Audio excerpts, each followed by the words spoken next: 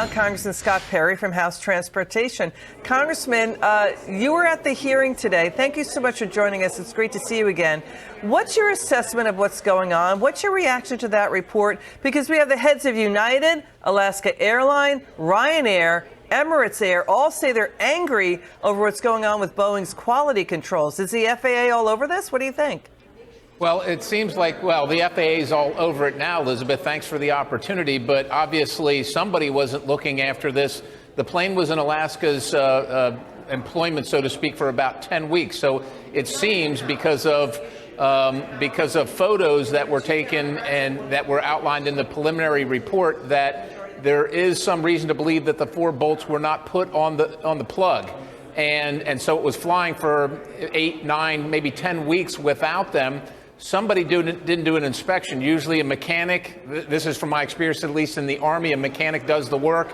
There's a technical inspection and then a quality control inspection to make sure. As you know, it's one thing when things go bad when you're driving a car and you can pull over. Unfortunately, with an airplane, there's not many options when things start coming apart. So it's really critical to get these things right and take your time.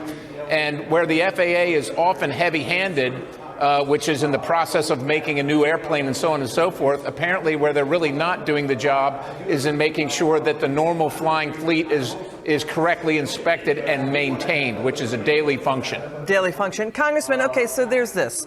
The FAA Transportation Secretary Pete Buttigieg, they were recently called out for an alarming rise in close call near collisions of airplanes at U.S. airports. It's something like it's up 25% versus a decade ago. And the TSA and airlines have been battling against things like customer fights in airports and on planes. And now the president's border crisis has illegal aliens at airports in Chicago and Boston.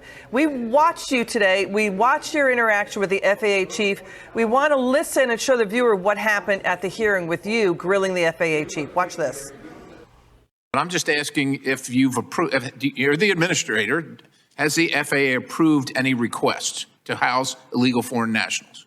So I'm going to answer that if you'll let me. Okay. My understanding is I just want to use the time efficiently here. Yeah. So the FAA does approve requests for community use, whatever the category. There's a huge number of categories for community use, and our criteria is whether it interrupts aeronautical uses or is otherwise disruptive. Did the FAA make that determination? The determination was that it did not interfere with aeronautical uses. Okay, Congressman. This is about safety. Are these illegal aliens vetted?